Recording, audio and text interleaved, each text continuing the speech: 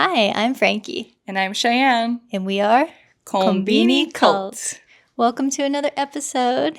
Yeah. We're going to talk about some scary, creepy creatures that are out to get you in Japan. I'm not looking forward to this one. Will you explain later, but I just wanted to know why you chose this topic. It's very informative, but what was the inspiration? So we have like a Google Drive that we share for the podcast, and we have a document that has like, I don't know, just like rough ideas for episodes. Yeah. And I put this one a while ago, and we've been covering some pretty deep topics recently. Yeah.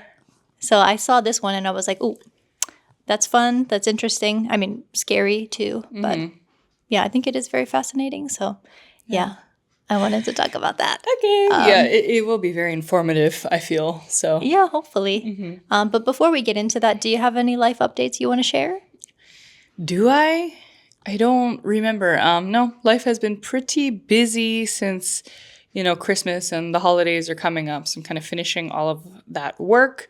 Maybe I'll go to Tokyo this end of the year to see like some family and friends. Other than that, no. Did I say I did anything? I truly can't remember like what I've done. Yeah. I mean, recently. By the time this episode comes out, it's probably going to be like maybe mid to late January. Yeah. So I don't know how I'll be feeling at that point. Future me. Was I okay? Did I have a good New Year's Eve? Did we have a good holiday? I don't know. Write a comment below. No idea. Yeah. No major updates though. Sorry. I never have anything. How about you? Yeah, not really. Okay. Yeah. You did go on a lot of trips, work trips recently. You saw the snow. A lot of snow. Yeah, I did see a lot of snow in Iwate. Yeah. And then next month in January, I've also got a couple work trips. One of them is going to be in Hokkaido. Oh. We will be talking about some of the creatures in Hokkaido today. Okay. So, yeah. All right. Are they going to be out in the winter in Hokkaido, or are they kind of like more Hopefully summer? Not. Okay. Yeah, most of them are like spring, summer, fall things, because a lot of animals hibernate in the winter. So good. Yeah. So we'll have this episode now, so you can be prepared for the summer, for the spring when they come back out. Oh yes, exactly. I forgot the other season. Okay. Yeah. So before we get into this topic more, so when somebody says like deadly creatures in Japan, what do you think of? Like off the top of your head, what would you guess is the most deadly creature here? Deadly creature. It's not in the order that I put it in the document, by the way. As someone who has lived in Japan for as long as I have, I would think it's some kind of bug. I can't imagine Japan has a lot of like big wildlife. I know it exists, but like in my opinion, the one that's going to get you, I guess, the easiest is probably a bug or like some kind of poisonous something, a bite. Yeah. Well, am I right? Yeah, you would be correct. Woo-hoo! So actually, I mean, there are like bigger creatures and stuff like bears, which we will talk about during this episode. Yeah. But the deadliest creature in Japan is actually like wasps and hornets. That's so crazy. Yeah. So there is a difference between wasps and hornets. I didn't know. I mean, they have different names, so you could assume. But I knew they were different, but I had to like quickly Google like what's the difference? What is the main difference? Actually, I had no idea. Okay, so hornets are a type of wasp, but not all wasps are hornets. Okay. So hornets are larger and like their body is a bit thicker. So wasps have like when the wasp flies in with an itty bitty waist and a round thing in your face, you get sprung, killed. I guess you get stung. You get stung. Yeah. So apparently, not apparently, these are the statistics. So like around 30 to 50 people per year pass away from wasp and hornet stings in Japan. Yeah, in Japan. Just in Japan. Just in Japan, 30 to 50 a year. You said die? Pass away from that. Sorry. Yeah. So I'm sure there are like thousands more that get stung. So have you ever seen... So there's like the Asian giant hornet, which is huge. Yeah. They're insane. They sound like little helicopters too. It's really terrifying. Oh, yeah. They're loud. Yeah. And then something called a paper wasp. Which their faces look a bit similar. Yeah, I think. I mean, they're both terrifying. I think you're going to like put the photos, right, in YouTube if you're watching. Yeah, on the YouTube video. And then for anybody who's listening, we're going to link, of course, all the articles that we're referring to. And those articles have photos of these things. So, yeah, they just look really mean and aggressive. They're insane. I mean, I've definitely seen one of these. Like, I didn't know there was a difference between, you know, like one kind of hornet or wasp or anything. Because they're kind of similar in color, too. They're very, like, yellow and then dark brown or black. Yeah, and have stripes. So whatever one I saw, I can't pinpoint it. But, yeah, I've seen one. Not up close. Oh, actually, I did the other day when I was hiking with friends. Oh, really? Yeah, it landed on her. And she just had to kind of stay still until it left, basically. Yeah, I had no idea what to do. And she like, surprisingly was super calm about it. I would have freaked out. So, yeah, that's the closest I've ever been. Yeah. I have encountered them on hikes before. Yeah, like the sound of their wings, at least like the giant hornets, it's so loud and it's really scary. But, of course, the best thing to do is to remain calm. Is it? Okay. And because wasps are more territorial and aggressive compared to hornets. Like, hornets usually don't attack you unless they're provoked. And hornet stings are also more venomous. So that can be potentially more life-threatening if they sting you multiple times. Multiple times? Yeah. So you know how some like bees and stuff, like they sting you once and then their stinger's gone and they die. Yeah. But no, hornets and wasps, they can sting you multiple times. Okay, I didn't know that either. Yeah, so if a giant hornet stings you a few times, like that could be lethal because they have a venom that is just like... What the heck? Okay. Remind me to never go hiking ever again in Japan. That makes me like, I'm not like the biggest fan of city life. Like I do like nature as well. But one thing I really appreciate about city is like they're not, you know, everywhere as they would be like up in the mountains, but right? sometimes they are. Yeah. They are in the cities too. Yeah, the biggest one I have ever seen. So this was in May in Amano Hashidate, like northern Kyoto area. Okay. So me and my friend were... Like, we just grabbed a coffee before we were going to take the chairlift to the top of Amano Hashidate because there's, like, a viewpoint up there. But when we were in the cafe, they had all the doors and windows open because the weather was really nice. And then I was wearing, like, a green sort of, like, bucket hat, like a hiking hat. And then we hear, like, this sound. It sounds like a little helicopter. And then this thing was, like, huge. It was, like... way bigger than a thumb. I feel like it was this size. And like, it's so hard to describe, but it was like the biggest flying bug I had ever seen in my life. Yeah. And it was a giant hornet and it was huge. And it was flying around my head. And my friend was like, don't move. Are you serious? Yeah. And I was like, just frozen. I was so scared. Yeah. Even like, what if you, because maybe they're interested in your hat, right? I don't know if it's like the color, or maybe it looks like, I don't know, a plant or something. I thought it was like a tree or something. Would it have, I mean, you did the smart move, obviously, by not moving. And like, it didn't sting you.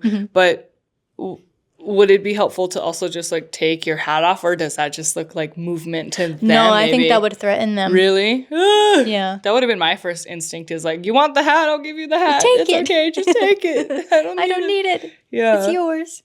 Yeah.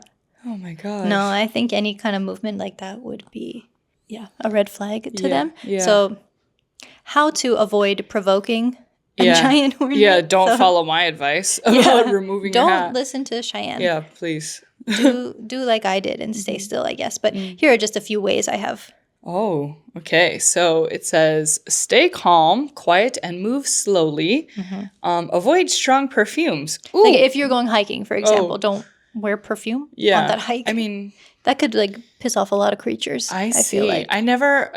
So I used to hike a lot back home in Hawaii, obviously too, but we don't have a lot of like these kinds of creatures. We have a lot of bugs and we have like wasps and hornets too, nothing to this degree, but we don't have bears. We don't have snakes. We don't have squirrels. No snakes either? No. Wow. So I haven't seen a snake until I like moved to Japan.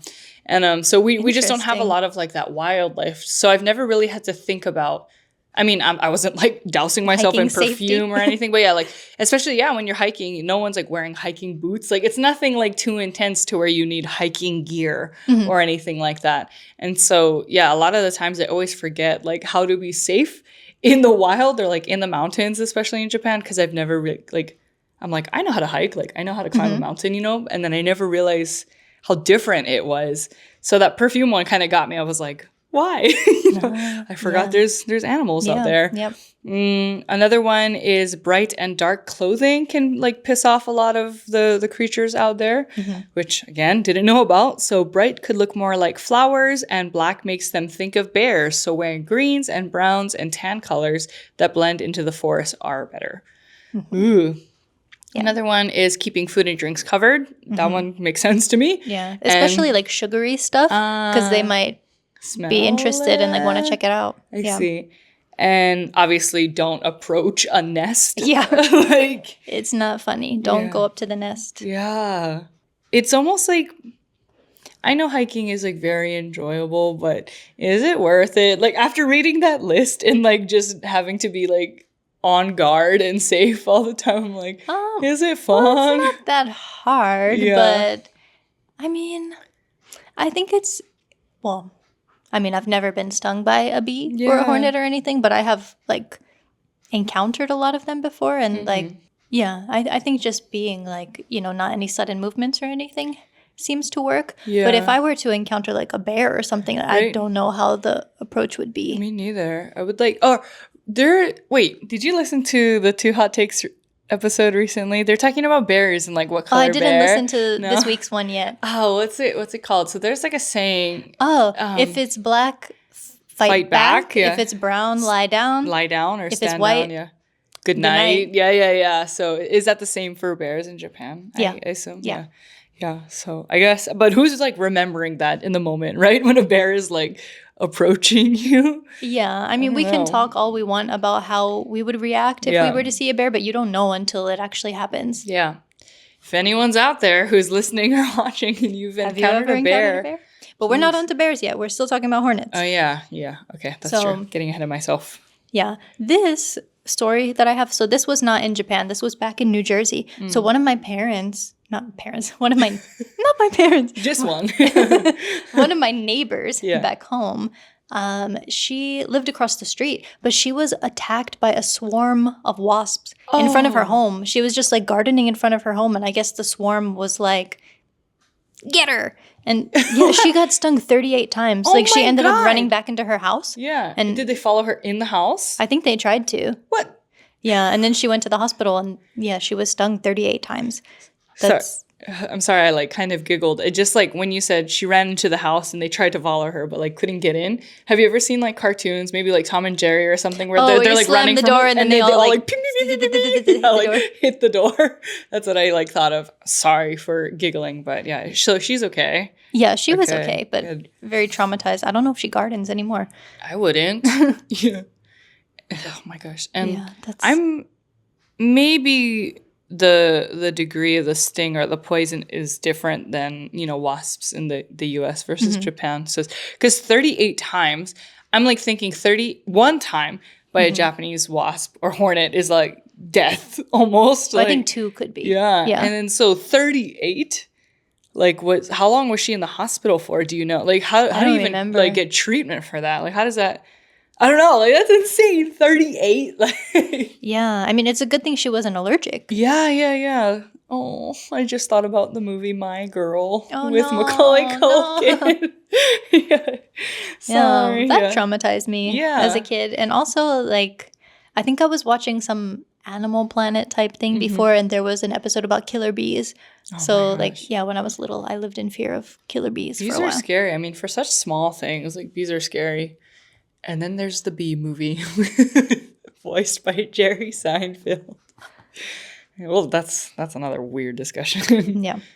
But anywho, so the deadliest thing you have to worry about in Japan are the wasps and the hornets, especially if they are stinging you multiple times. Yeah. So hopefully that doesn't happen. If you have been stung, let us know what your experience was like. Yeah. I think one of my friends has been stung, and he said like it was so painful.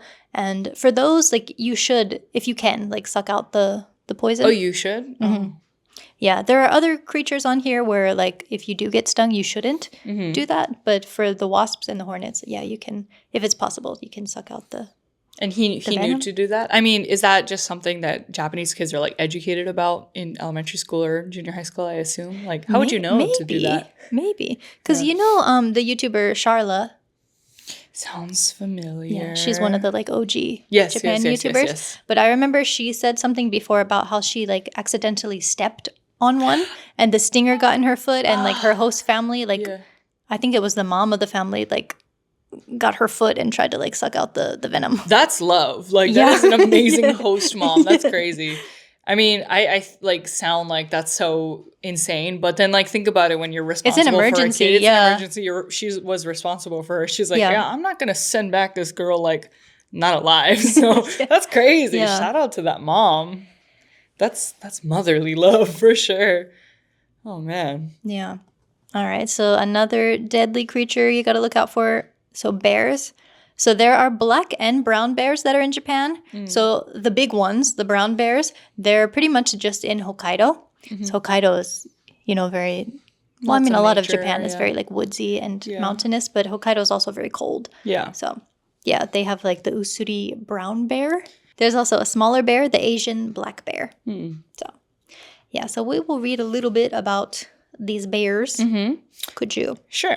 So Japan's largest wild mammal comes in two colors, the usuri or ezo brown bear and the Asian black bear. Native to Hokkaido, the usuri brown bear is considered the most ferocious of the pair. This bear, or kuma in Japanese species, was responsible for the deadliest bear attack in Japanese history, the 1915 Sankebetsu brown bear incident, where seven people were killed. Their great size and strength make them deadly opponents. Over a century later, the bear's increasing population hasn't stopped leading to a correlating rise in bear attacks, despite charitable efforts. Dun, dun, dun. Okay, then we also have the Asian black bear. It tends to keep to the mountainous areas of Honshu, the main island of Japan, where like Tokyo and Osaka and everything are, and less commonly Shikoku. Shyer and smaller than their brown brothers, attacks and sightings are less likely, but as food becomes scarcer, encounters between villagers and bears rise, especially in the months before hibernation. So some do's and don'ts if you encounter bears. For the black bear, right? Or for all of them? I think it's mostly for the black bear because they're smaller. So you could potentially like... You know, for those, they say you should, you know, try to, like, make your body look bigger and you can, like, scream and be loud to try to scare them off. But whereas if it was, like, a brown bear... Oh, you're, like, effed. Yeah. No. Okay. Yeah, so I think these are mostly for the black bear. But could you read the do's? Sure. Some do's are be loud, wear a bell, and make your presence known. Oh yeah, I've heard of that one before. If spotted, just back away slowly. And if attacked, fall to the ground and protect your head and neck. Okay. Don't leave garbage and food around. Go off trail. And if you are faced with a bear, do not run. They will outrun you. And, and they can climb. So I was going to say, that's like the first thing I would like want to do is just run away. But again, you forget like bears are so fast. Like there's no way. Yeah. Yeah. I mean, of course, the smaller black bear could also attack you as well. Especially because I've seen some things on like YouTube and the news and stuff of like bear sightings or like, you know, a lot of people hiking. Or people who are foraging for like mountain vegetables and stuff like might encounter bears sometimes. So of course the most aggressive ones are like mothers that are around with their cubs. But I did want to talk about the Sankebetsu brown bear incident, which is the worst bear attack in Japanese history. So I'm going to read this. We'll link the article. Yeah, please. I haven't heard of this. And neither had I until I read this in preparation for this episode, but it is it's going to be really sad. Okay. Just to warn you. Okay. It was a cold winter in Sankebetsu Rokusen Sawa. I can't even like imagine what's happening.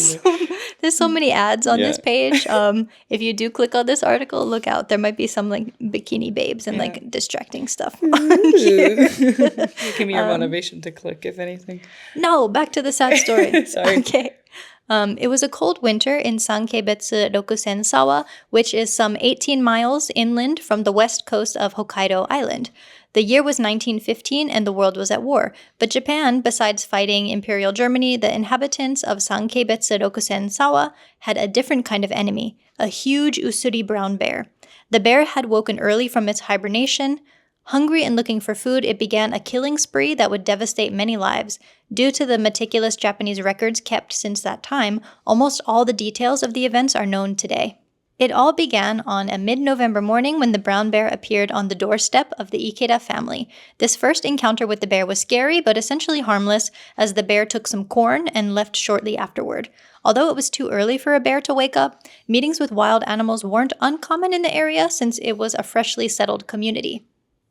Unfortunately, the bear appeared again on November 20th. The head of the Ikeda family had become concerned and called his son and some friends from the neighboring village for help.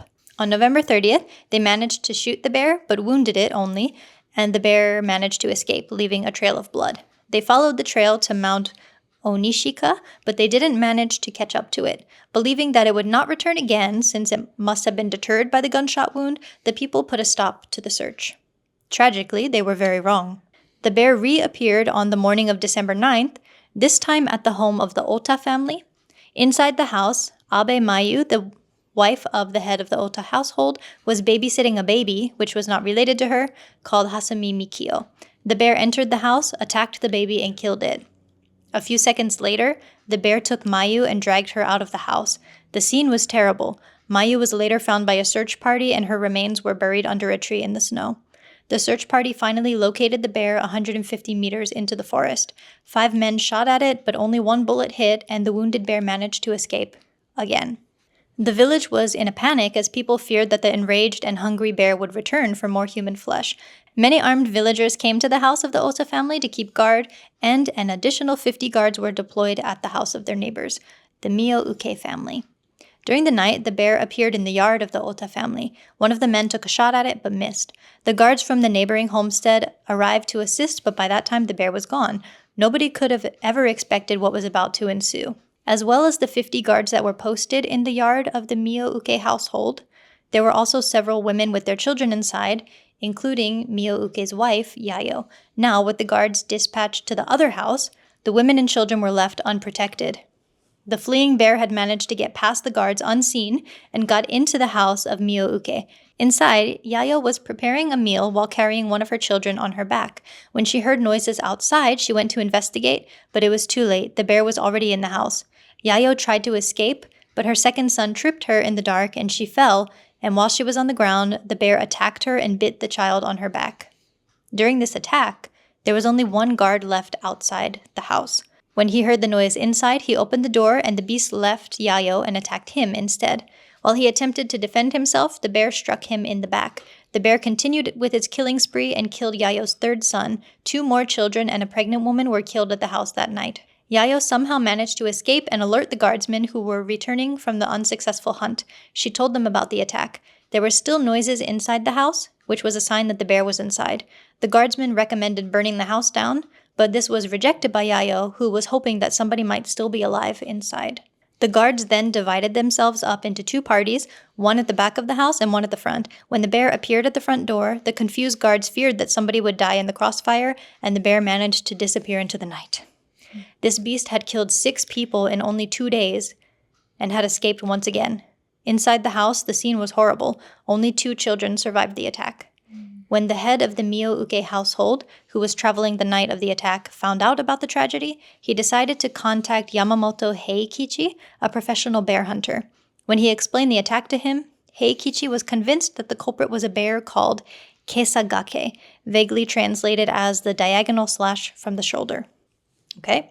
According to him, this bear had previously killed 3 women. Heikichi, who had traded his gun for alcohol, refused Mio-uke's request for help, telling him that he wasn't in the business anymore. Damn. Okay. What happened to you? Okay. 2 days later, a government team of snipers was formed, which eventually, after some persuasion, included Yamamoto Heikichi. Okay, so he did come back. He's back, okay. They were intent on hunting down and killing the bear that was terrorizing the region. On December 13th, the bear Kesagake invaded the house of the Ota family yet again, taking all their food reserves, then continuing on to ransacking a further 8 houses before returning to the mountain. The search party now consisted of 60 men, together with Heikichi. The same night, they managed to spot Kesagake and shot at it, but once again, they failed to kill it. A small team led by Yamamoto was assembled to follow the blood trail and footprints of the wounded bear. Yamamoto, who knew Kesagake's habits very well, managed to track it down under a Japanese oak tree. He decided to move with only one man accompanying him, and they got to a distance of within 20 meters of the bear when they fired. Yamamoto shot Kesagake directly in the heart, and with the next shot hit it in the head. The beast was finally dead. Kesagake was huge, and when they measured it, it was 749 pounds and nearly 9 feet tall. Sheesh. Soon after these tragic events, Dokusen-sawa became a ghost town as many of the villagers left in fear of more bear attacks. So what was the cause of this killing spree? Many people believe that the bear woke up early due to hunger, probably making it more aggressive. Another problem that was identified was the deforestation in the region, a process which brought bears and humans in close quarters. Deforestation also chases out the bear's natural food source, leading them to search for food in human settlements. It is important to note that bears do not naturally hunt and kill humans. Although it is always tragic, they usually only attack if the humans are in the way of their food or are a threat to their cubs. Today, in Dokusen-sawa, there's a forest shrine called Sankebetsu Brown Bear Incident Reconstruction Location. Here, in memory of those who died, the story is presented authentically, with an original house from that period having been reconstructed and full explanations given of the events that occurred. Oh, I want to go and see that. Yeah, I saved it on Google Maps. Did you? But, yeah. I mean, I'll be in Hokkaido next month, but I feel like it'd be dangerous to go in the winter. Yeah, maybe don't do that. But that is nuts. That's so sad because it's mostly women and children that died. That like is a really baby sad, and a pregnant woman. It is devastating, of course, but they said that was like a new settlement, right? So like it was freshly deforested. And maybe it's a hot take, or maybe a lot of people agree on this, but like, and I feel this way because I've never personally been attacked or know anyone who has personally, been in this situation. But I always feel like a kind of certain type of way when, wildlife starts to stray into like cities and towns like that. Because like, yeah, it's scary, but also humans, like we invaded their space, like this is us. They were there first, and this is like us coming into there, and like a number of factors can cause it. Like the bear, was probably hungry. Like there's a lot of deforestation happening. He was just doing what he did naturally, and like didn't have enough food to like stock up for hibernation. Yeah, and that's like the main reason why animals like stray into cities or like into towns outside of their habitat is probably because they're looking for food or because the areas around them have just been so deforested and stuff, So, I don't know. It's like one of those, what is it, like a moral standpoint of like, is it the animal's fault or is it the human's fault and stuff like that? I'm not like blaming the people in the story at all. It's so sad. Like that really sucks. But that's really sad because it was mostly like, again, women, I don't think babies. the people that actually like deforested the place are the ones who the bear attacked. Yeah, it's really unfortunate. I mean, that was the last big attack since 1915, right? Or is that just like that was just the worst one ever? Yeah. Yeah. So. Yeah. But there are, I mean, not a ton, but like, I mean, you see on the news like at least a few times every year about bear attacks, like people getting mauled or something, like when hiking or that's harvesting mountain vegetables story and stuff. But I don't know. I just like kind of remembered the movie Brother Bear. Have you seen that movie? No, I don't think so. I've seen it so long ago. I can't remember if it's Disney or DreamWorks. But it's about the general summary. It's like about like a native community, like an indigenous community, and they believe in like spirit animals, and like when you die, you like come back as a different animal and stuff. And there's one where brothers, they're getting attacked by a bear, like a big brown bear, and they kill it. And they're like, yay, like we like protected our people and stuff. But then the brother dies, or like one of them dies, and he gets reincarnated as a bear. Oh. And so he like, and then it's Disney, right? So they're like all talking animals and stuff. You see his like point of view from a bear, and he like lives as a bear and like meets all these bear cubs, and like spoiler alert, but this movie's so old. Anyway, one of the bears he meets, the young cubs, like he kind of takes him under his wing because he's so small, and they like form this bond and stuff. And then he learns his mom, because he's like, yeah, my mom died, because it's Disney and they love dead moms. It was the bear they killed. And so it's like a lot of like, learning your lesson and like morals and the importance of like nature and circle of life and things like that. And so I just remembered that movie. And now I really want to watch it. And I'm getting kind of emotional talking about it. I'm going to watch it, even though you spoiled it. Yeah, I mean, it's like so clear, right? It's Disney. It's like, your mom's dead. I guessed okay, it, so. yeah. So anyway, it just kind of reminded me from that conversation. But sorry to interrupt. Yeah. So when I was in Hokkaido a couple years ago in the summer, and I did a farm stay. And I was asking, because I wanted to interview the farmer. I actually never uploaded this YouTube video. I want to see it though. Yeah. I should, if anybody's still interested. I mean, you are. So. I'm interested in the farm stay. I've never heard of that before. Yeah, but I was asking him about like, do you guys get worried about like bears or anything? And his wife was like, I mean, to be honest, you are more likely to see a bear in Sapporo than you are here. Oh, yeah. Because I guess, I mean, with deforestation and stuff, they are wandering into the cities sometimes. Yeah, I don't know. It's really I'm glad sad. you didn't get attacked and you had a good experience. You should upload that when you have time. I know you're so busy, so no pressure, but I think that would be really interesting to see. Yeah, I should do it. Yeah. I'm just overthinking it. It doesn't have to be like a cinematic, like no. amazing, like documentary type thing. Get ready with me to work on a farm. Yeah. Okay. So there was another article I found by Japan Today called "Death of Man Attacked by Bear Sparks Conversation About What to Do When Facing One." So this is not, I mean, it's not short, but it's not long either. So if you want to Sure.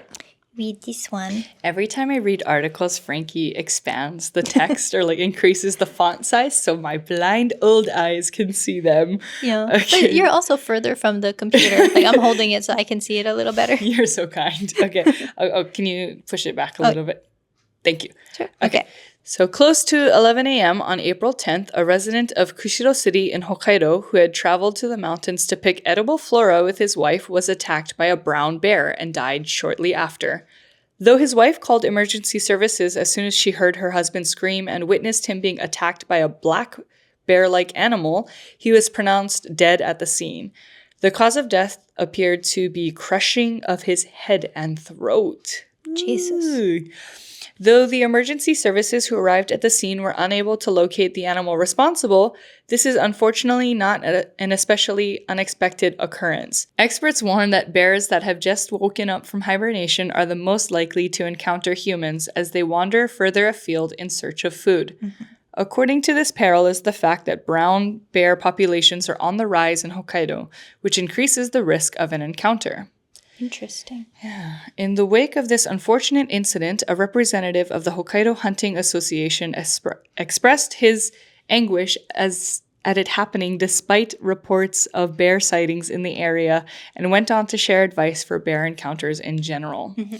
First, he dismissed the effectiveness of bear bells, small bells that jingle as you walk, and said that their only true purpose was to give their wearers peace of mind. Oh!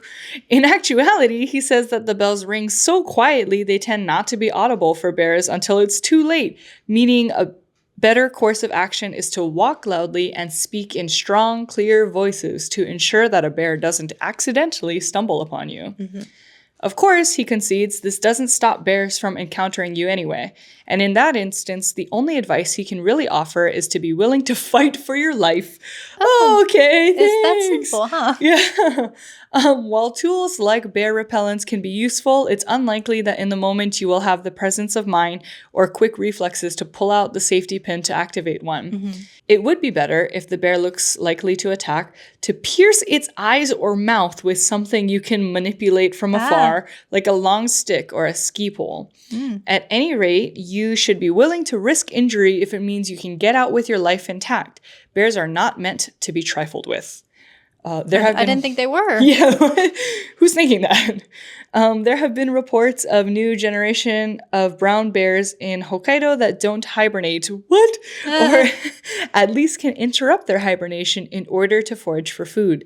As the odds of surviving an encounter with a brown bear are so low, please heed any warnings in your area, especially if you insist on venturing out to hike or forage for wildflowers this spring. Oh, my goodness.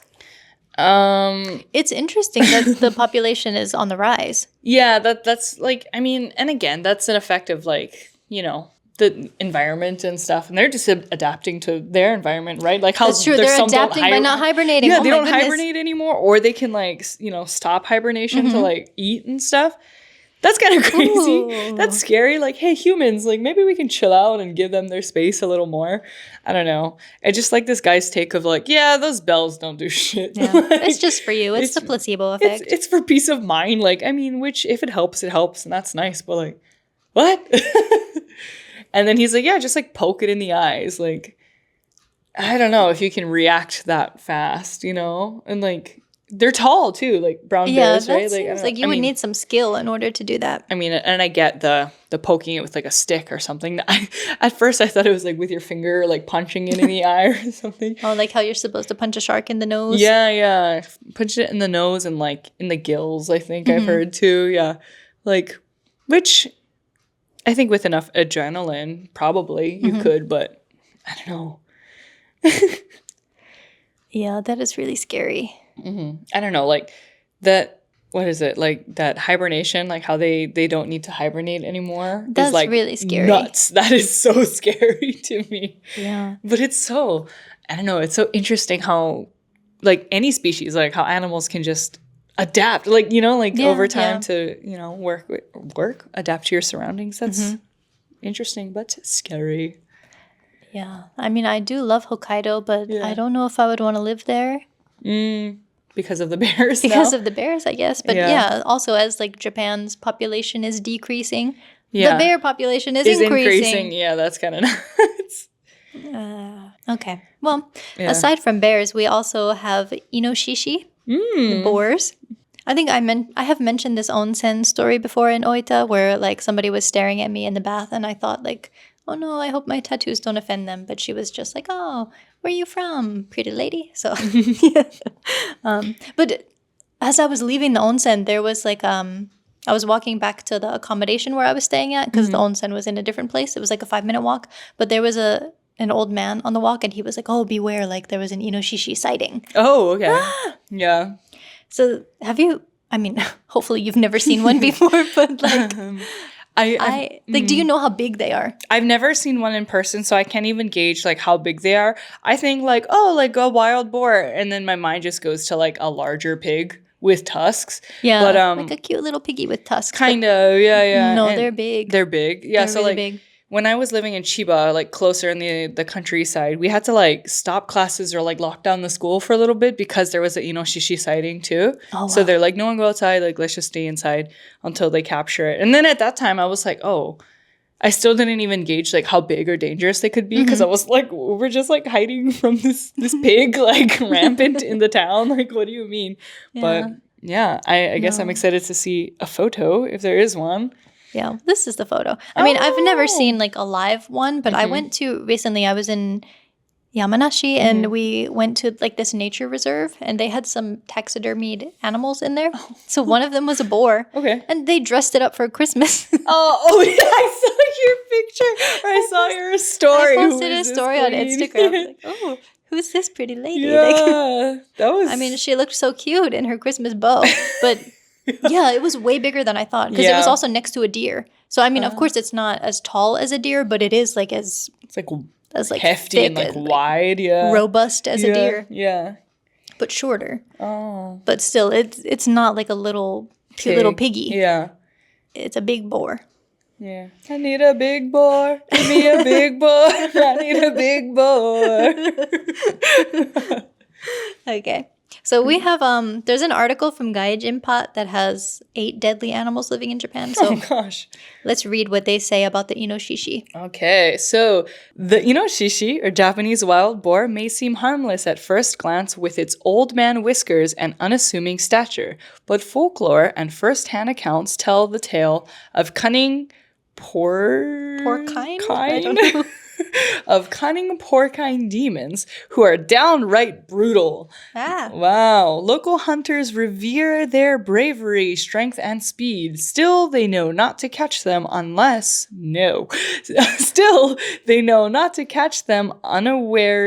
lest they want to be fatally injured or incite a rampage. Found in all hilly areas in Japan, minus Hokkaido, you could encounter them on a hike. Still, a sudden boar boom means you may also see them scavenging closer to towns. Okay, so what should we do if we see an inoshishi around? Move slowly. Or get up high, because their little legs are not made for climbing. It just says, the article says, get high. And I'm like, yeah. Yeah, because I got high. Okay. Because I got high. You're just like smoking out the inoshishi. I survived because I got high. Okay. Yeah. And don't approach or provoke them. So don't expect Hakuna Matata, and don't run because they're faster than you, even though they've got little legs. Yeah. I have heard that inoshishi are very aggressive. Of course, like especially the moms. Yeah. Protecting their little inoshishi babies. That makes sense. Piglets. Are they piglets? I don't know. Shishin. Shishines. Shikos. I don't know. Yeah. I just don't expect Hakuna Matata. Because, they do look like, what is Pumbaa? A warthog. They look like similar to warthogs. Yeah.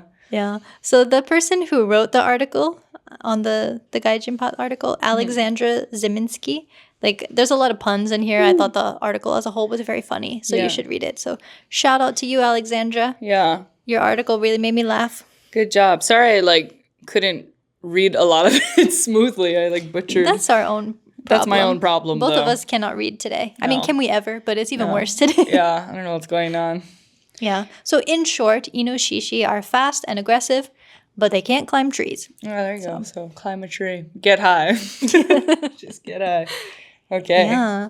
So then we also have snakes. Ooh. Have you ever seen a snake in Japan? I have once in the wild. I think hiking, and then I've seen an underwater snake in Okinawa, snorkeling. That was really cool. Oh wait, was it a cute one or? I mean, it was it wasn't scary. It was a cute one, and it could go pretty deep. It lives amongst the coral and stuff. Okay. But we couldn't get close to it. Our guide who was snorkeling with us was like, okay, don't approach it. They're not gonna attack you, but also don't get close to it. Oh. Was it colorful? Because aren't a lot of colorful animals poisonous? Probably, but the one we saw, I mean, it was also underwater, so maybe that changes what color it looks like, but it just looked white to us, maybe white and gray. And then I really like snakes, actually, so I'll occasionally go to the snake cafe or the reptile cafe over in Amemura in Osaka, and I like to just hold the snakes and drink a coffee and stuff. Yeah, I don't mind them so much. The good non-poisonous ones, at least. Yeah, I've never seen, so we're going to talk more in depth about the types of pit vipers that are here. So I've never seen those. But while hiking, I've seen, I think it was a corn snake. Oh, yeah. And corn snakes are little harmless one. Harmless. They're the orange ones. Yeah, they're usually pink, a salmon-y color. Those guys, yeah. They're pretty. They're cute. In university, I worked at a PetSmart. And I was in the small animal section, so hamsters, birds, and also the reptiles. Oh. So I would handle the little snakes sometimes. Oh, okay. Yeah. Did you get assigned to that department, or do you have to be okay with animals? Okay. Yeah, I asked if I could be there. Because at first I was a cashier. Yeah. But I was I want something more exciting. Yeah. Let me see the animals. Cute. So yeah, I learned a lot about animals at that time. But yeah, so going back to the Gaijin Pot article, I'm going to read a little bit about the snakes here. Yes. There are many hebi, or snakes, in Japan that you should avoid. Still, the habu, yellow-spotted pit viper, yamakagashi, tiger keelback, and mamushi, if you know the Megan Thee Stallion song. I just realized, like, oh, is that where that came from? Yeah. Mamushi, pit viper. Variety are the main ones you don't want slithering into your bed at night. The Okinawan habu's venom is hemotoxic, meaning that it seeps into the victim's bloodstream, destroying cells and tissue along its path. Ooh. As you can imagine, this isn't pleasant for the 50 people a year who are bitten. While there is an antidote, the bite can still cause permanent damage. Better lock those doors because it won't mind entering your home searching for prey. The equally venomous yamakagashi, I've never heard of this one. Yamakagashi, no, me neither. Yeah, I've heard of the other two, but not this one. Yeah. Is more docile than its relatives. Found in most warm places in Japan, it chooses to flee rather than stand and fight. Good. Yeah. Thus, in 14 years, only 9 people have been bitten. Still, best not to go poking at it with a stick. The mamushi is the most prevalent and deadly of the 3. Thousands are bitten each year with around a 1% fertility rate. With around a 1% fatality rate. The kicker is they are found all over Japan, minus the Ryukyu Islands. Also worthy of note is that thousands of snakes a year are torturously submerged, often alive, in awamori liquor to make habushu. Sometimes they fight back. Oh, okay. See, I was going to bring that up. But yeah, I did make a note about habushu. Yeah, because you said habu, and I was like, okay, I've like heard of that Okinawan, like the snake venom, like liquor or whatever. Yeah, I didn't know it was like while they were alive. Well, I looked up. We'll get into this later. Okay. But yeah, I did look up like how they make it. Yeah, so do's and don'ts if you encounter some snakes. Okay, so do avoid tall grass and known hotspots. And also do go immediately to a hospital if bitten. Yeah. Don't approach. Don't try to suck out the venom. It's only cool in movies, they say. Yeah, because we had talked about like if a hornet stings you, you can suck out the venom. Yeah. But if it's a snake, don't do it. Gotta take notes. Okay. And the author also says, don't drink habushu. Oh, okay. The snake wine. Have you ever drinking it before? No. I mean, I don't really drink that much anyway, but also it looks like it would have a really strong taste. It doesn't look appealing to me. Like a tequila kind of flavor to it or something, or like really bitter. You think so? I would, well, now that I know they're like submerged, like alive, which we'll get into. Maybe I won't want to anymore. But before, I don't know. I thought it was like really interesting. I haven't drunken it before, but I think if it was like served to me in a glass, like with just the liquid, like okay. But like every time I think about it and want to, if you see it in the jar, it's like really, the snake is in there. Yeah, it's still in there, and it just looks like, I don't know, like a science experiment. Like I'm drinking, what's that liquid to preserve like animals before you dissect them? Oh, I forgot. Oh, what's it called? Formaldehyde? Formaldehyde, like, it just looks like a formaldehyde like jar almost, and kind of deters me. But. Yeah, that doesn't really look too appealing in my opinion. So just about like the vipers in general. So there is anti-venom. So the people who do get bitten by the snakes like usually don't die. So when hiking, remember to just stay on the path. You can use a stick if you have to go through tall grass. So trying to like just suss out the area, see if there's anything in there. Wear long pants and boots, long socks, no open toes. Yeah. I see. But about habushu, so there are humane and inhumane methods. Okay. So basically they can kill the snake and gut it before infusing it in awamori liquor. Or they can capture it, put it on ice, then strike and kill it and submerge it immediately.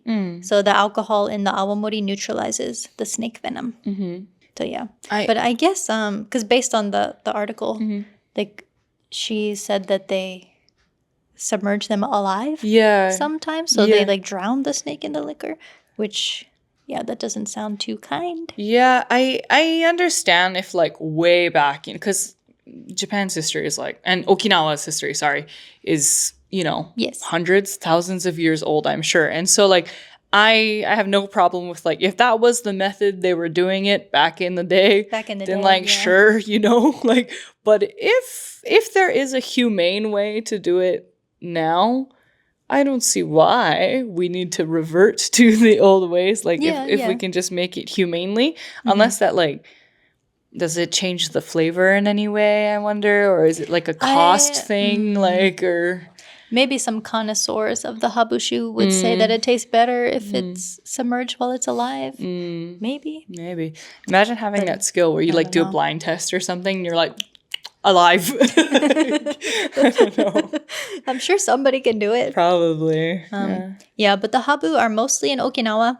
They are in some other parts of Kyushu and other islands, though. But yeah, I've never encountered one. But when hiking, you might see a sign that says like mamushi, chui or something. Like beware of, or even for like bears and hornets as well. Yeah. Like, yeah, suzumebachi, chui. Be careful. Be careful of the mamushi. Watashi wa star. Okay. Then we also have some creepy crawlies, which are not necessarily lethal, but they're just nasty. Spooky looking. So we have the mukade or the giant centipede. So their bites can cause burning pain, swelling, redness, muscle weakness, and maybe nausea, but the bites are rarely fatal. So in your home, you may find them in damp, dark spaces like the bathroom or shower. Yeah, so I had a friend who had one come up out of the shower drain and bite her. Oh, hell. So, yeah, I said, seal the gaps. Yeah. You got to look out for Tsukima Onna. We talked about the girl in the gap. Forgot about her. The spirit that's haunting all the gaps in your home. So yeah, look out for her, but also look out for mukade because they like gaps too. Yeah. And you also might find them in your shoes or your bedding. This is a big one in Hawaii too because Hawaii's just hot and damp year round because it's a humid place. So we have centipedes everywhere. Yeah. And so I've had centipedes.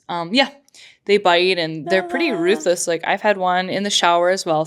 Thankfully, it didn't like bite me. And then a really common thing, because in Hawaii, you take off your shoes when you go inside your house, but homes don't have a genkan, like a space indoors for your shoes, like how Japan does. So a lot of times people just leave it outside. And if you leave your shoes outside, that just gives so much, room and time for creepy crawlies to get in. And so a lot of people in the morning, if you're like wearing shoes or before you leave and you're putting your shoes on, you like, don't, like smack your shoes against the concrete, make sure everything is out of it. I've never had a centipede in my shoe, but I have put on my shoe and there was a cockroach in my shoe. And I felt it like crawling around my foot before and it was a Heeley. This was like back in the day when like we wore Heelys. And I just rolled away in panic. I threw it. I sent him off like on the wheels. But yeah, so I don't know, pro tip if you ever live in a place like that where you wear shoes or put your shoes outside. Yeah. I hate centipedes so much. I've like another one we found in our house. My auntie she got a kitchen knife and her bright idea was to just cut it, like chop it in half. That doesn't work. No, both ends just like crawled in different directions. They don't die. You gotta burn them, I think. Like a demon. You have to like exorcise it basically. Yeah. Call a priest if you see a centipede in your home. Oh no. I have seen centipedes like in the wild. I've seen a few on the street or like on a hiking path. But luckily I've never seen one in my home. I hope I never do. Yeah. Knock on. Please. Where's the wood? Okay. Yeah. Yeah. There's also mountain leeches, yamabiru. So their bites are not lethal, but they could possibly get infected, maybe. You usually don't have anything to worry about, but wear long socks if you're hiking. I have been bitten by a mountain leech. Wait, they're like from the ground? Like in the ground or on the mountain? Yeah, and like hanging out on the leaves and stuff. So like if you walk through like leaves or something, they could get on you. It was really tiny. It was like pretty skinny, but like maybe the size of like the length of like a fingernail. Pretty small. But I just saw something on my ankle and I was like, ooh, let me get this off. But it was like latched on. And then I was with an Australian friend and he was like, oh, it's no problem. And then like just took it off. No. And then my ankle was bleeding a little bit. No, it's not our problem. Yeah. Sorry, friend. Yeah. I'm sorry. We can't replicate your accent. It's hard. Yeah. It's hard to do I it. love Australian accents too. Yeah. And you're okay, though. They, like, ripped it off. Oh, yeah. It was bleeding a little bit, but it's like, that's okay. It was mostly just gross knowing that there was a leech on my ankle. Yeah. Ew. Speaking of leeches, so again, this is a Hawaii thing where another creature we don't have is leeches, like the water leeches. Like when I you think go the in like water lakes leeches and stuff, are like big. they're huge, right? They're like big and Ew, I just like think what black. Stand By Me. Yeah. When they jump in the river or something, right? And then they're just attacked by leeches. Blech. And that's something I've only ever seen in like movies and stuff. Yeah. So like, have you ever encountered that before? No. That's like terrifying to me. Yeah, those mountain ones are like really, really tiny small. compared to The big ones, the big like old the water river leeches. Okay. Yeah. I'm getting like itchy like, thinking about all these bugs. Yeah. There are also ticks in Japan. Okay. Yeah, we don't need to read the whole article, Yeah. but there's something from 2019. I will link it if you're interested.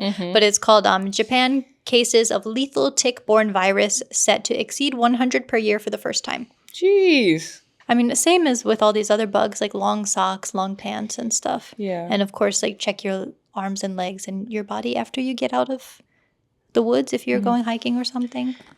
When they say like tick-borne virus, do they mean Lyme disease or is that Something else. okay? Yeah, something called...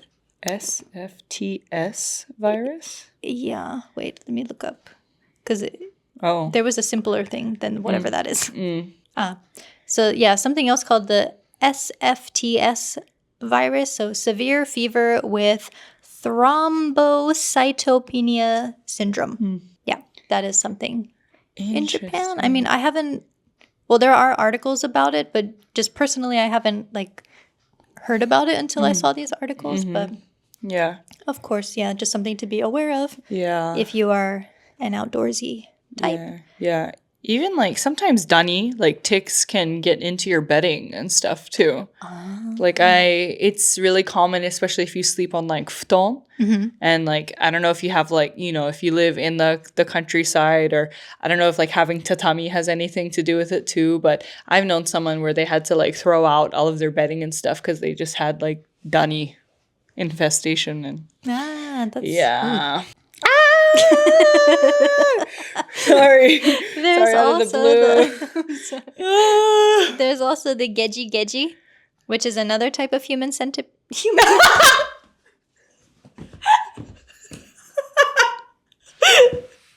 Keep that in. It's a human centipede. No. The scariest centipede of all, actually. I mean, I would rather have a mukade in my bathroom than be a human centipede. What a throwback. Oh my Whoops. god. It's another type of giant centipede, not human. It is a bug. Yeah, I was looking for a picture of it, and this article came up, and it's like a blog post. It just says, "Who would have thought a centipede could be so beautiful?" And I think the centipede wrote this. Yeah, because if you look at the picture, it's beauty is subjective, Yeah. but no. Beauty is in the eye of the beholder. Yeah. So, yeah. Oh my god, that was so funny. Have you ever seen that movie? Unfortunately, but What? I never watched the sequel. There's a sequel? Wait, I think there's like 3 or 4. Yeah, but the There's first more one, than one. like, yeah, I think I have a pretty strong stomach for horror movies, but when it comes to like body horror, like Yeah. that kind of stuff, that was just so disgusting. Really? Ugh, no. Is it an American film or is it European? I thought it was European. Yeah, I don't know. I mean, Or maybe it's just an American film that is like using European stereotypes or I see. something. Because I think the doctor was German. oh, okay, and like really into human experiments Yeah. and things like that. I Don't see, I watch see. it. It's really gross. Okay, I won't. But back to the creepy crawlies. Yeah. So there's also the huntsman spider. No. Also the geji geji. Like, it looks scary, but it's harmless. Yeah. I mean, I probably would scream if I saw it in my house, but like, it's not gonna probably bite you. Like, they don't really No. care. They're just chilling. They look like truly. They just look so creepy though. Yeah. Like it's really They have scary. a lot of long legs. Yeah. Yeah. And also the huntsman spider also looks scary, but they're harmless too. They don't care about humans. they eat cockroaches. I know. So actually, yeah, if I had one near my house, I would let it stay. I know they're like, you know, they're good for eating all of the bugs and stuff. They just look so scary. Like, yeah, they're huge. They're like huge. the size of a fist. And the way they're fast, they jump. Yeah, they're super fast. And like I would get these all the time in my apartment in Chiba. Because again, I lived in the countryside. I've had them in my shower. I've had them just like hanging out on my walls and stuff. And I always like chase them outside. They're scary, but like I had one where it was just so, I don't know, like dense, I guess. And I'm sorry, I was really bad and I was trying to unalive it. And I was like chasing it with like spider spray. And it just like ran across the wall, obviously trying to escape. And like the way you could hear the like of its like feet like hitting the wall, that's how like heavy it was running across. It was so nasty. Yeah.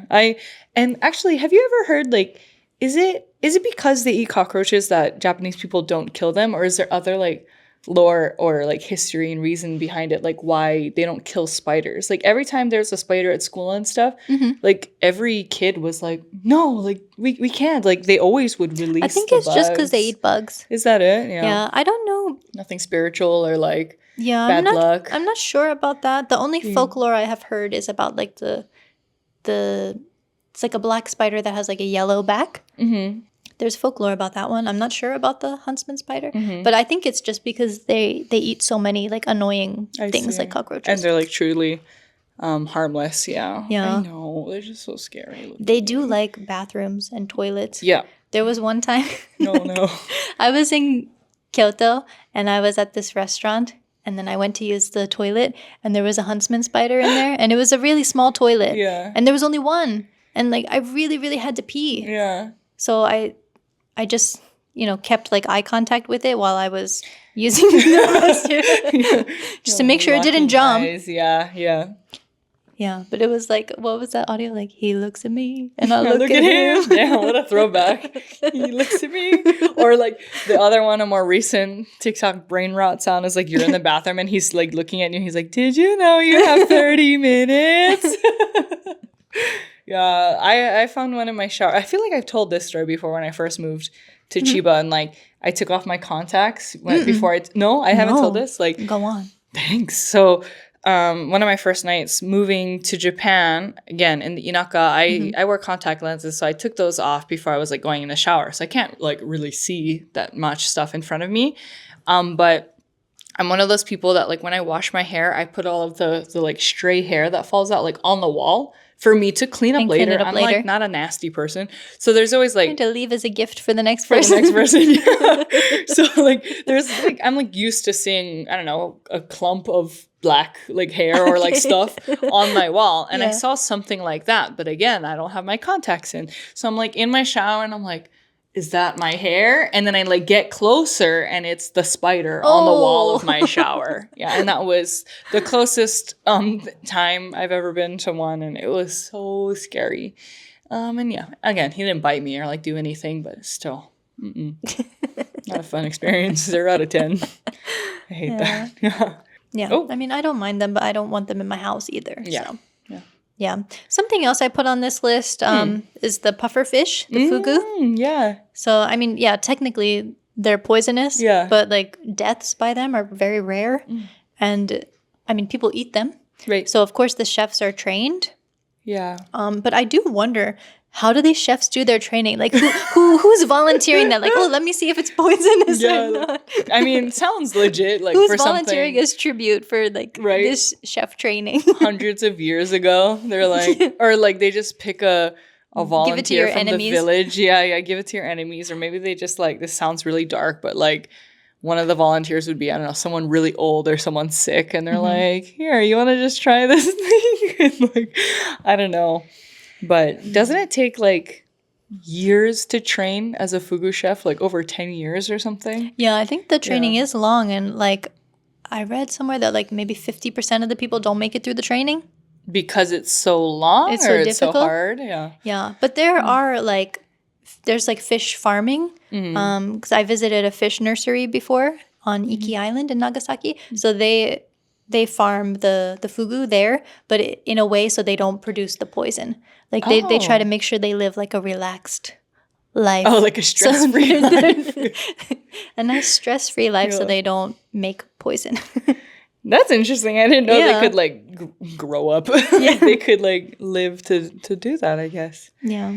Yeah. I don't know. Have you ever eaten fugu before? Yeah, it doesn't really taste like much. No. You gotta put some sauce on it. Oh, you ate it like a sushi, like or sashimi raw? Yeah, I've had it raw and cooked. Oh, okay. Ooh, do you have a preference? Not really. I think it just depends on the sauce. Mm-hmm. To be honest. I really want to try it. I haven't ever had it. Oh, really? So, yeah. It's a bit expensive. Yeah, so I've heard. So yeah, I've had it through like work stuff, so like I didn't have to pay. Yeah, I've heard it's like pretty good in nabe, or like there's a certain like fugu. Fugu. Yeah, fugu nabe dish and stuff too. Yeah. Maybe I'll try it soon now that it's nabe weather. Yeah. The last two, I'm not going to really go into much detail, but there's something called the redback spider. I'd never heard of it. I don't even want to know. Do you want to look at it? Picture of it? No. Do you have one? I think it's in this article. Oh, it's like the spider that bit Spider-Man. It looks exactly like that, actually. Is a redback spider the spider that bit Spider-Man? That's a tongue twister. I don't remember the spider that bit Spider-Man. It looks like that, like really long, black, pointy legs and a big old booty. like the head is small and then it's just got like it's got like a really round bottom. Yeah.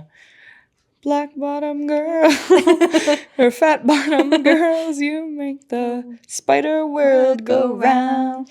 Okay. I guess I'll read a little bit about them from the Gaijin Pot article. The caption on the picture says, "Thanks, I hate it." Yeah. These kumo spiders aren't just on vacation from Australia. They have quickly become an invasive species in Japan with reports of their blood redbacks spotted all over the country, including Tokyo. Thankfully, there have been no reported fatalities in Japan. However, if bitten, you may experience intense sweating, headaches, and muscular pain. There is anti-venom available. Still, finding one of these in your home will have you heading for the hills and the boars. Yeah. And then there's also something called the viper box jellyfish. This is another one I have not heard of. Let me get the picture. Ooh, that's a scary looking jellyfish. Yeah. You want to read about it? Sure. So anyone daring to enter the Japanese sea during jellyfish season might be in for a nasty surprise between July and September. The habu kurage, or viper box jellyfish, is a force to be reckoned with living in the waters of Okinawa. Their tentacles are full of harpoon-like stingers, so if these dangly weapons so much as graze your paddling legs, you'll be in for a world of pain. So much so that some attacks have led to drownings, shock, and cardiac arrest. Wow. What? The dramatically titled Portuguese man-o-war organism, not technically a jellyfish, can also pack a punch. Oh, we have Portuguese man-o-war in Hawaii too. Oh. But they look a little different from this picture. Yeah. Yeah, ours are like the bubble, or like, the top part is really tiny. Like it looks like the size of a bubble if you're like blowing bubbles, like kind of small, but they have super long tentacles, and then they're all blue. Like the color of them is blue.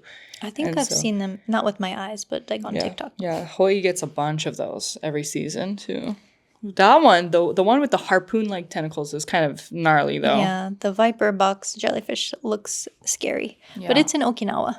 It seems like there's a lot of deadly scary stuff in Okinawa. And Hokkaido has the most vicious bears. Yeah, I mean, that's the price you pay for like such beautiful places, I guess, Yeah, true. Yeah. So that's what I have for all these deadly creatures. If you can think of any other ones, let us know. Yeah, maybe. If you have any, maybe I don't. If you have any encounters, let us know. Yeah, especially like the bear. I mean, I'm sure it's going to be very rare or zero. Yeah, somebody who's survived a bear encounter. Yeah, but that is insane. I'm still thinking about how the bells didn't do anything. I just feel like, I don't know, I'd feel so silly with a bell out there now, I've heard that, like, I think they mentioned in that article, like, talking loudly would help, or like clapping would be a bit louder than the bells. Have you seen The Parent Trap with Lindsay Lohan? No. Okay, I was gonna make a joke about they like have two sticks together and they like bang them together because they're like they hate their potential new stepmom or whatever. And they're like, you do this to get rid of the bears. And it's like just BS advice that they gave her. So she looks dumb. But I might be out there doing that. It says to clap and to make noise. So yeah, I'm going to be out there like banging my sticks like Meredith Blake out there. But yeah, I don't know. I'm kind of like scared to go outside now and face all of these new dangers in my life. You got to be careful when you're hiking. Yeah. Or swimming. Which I guess I won't be doing anytime soon. Or using the shower at home. Yeah. Or going to sleep or putting on your shoes, you know. Like waking up or breathing or existing or just like living life every day. Yeah. I don't know. But anyway, be safe out there. Remember when to suck venom out and when not to. When to lie down. When can you suck out the venom? For a wasp or hornet? Leave a comment below. Oh, sorry. I gave you the answer, I think. But yeah. Don't die. Be safe out there. All right. Thanks for listening. Thanks for watching. We will catch you again soon. If we're alive by then. We don't become human centipedes. Next time you see us, we'll be jointed. Jointed? We'll be conjoined. No. Okay. All right. Bye. Bye.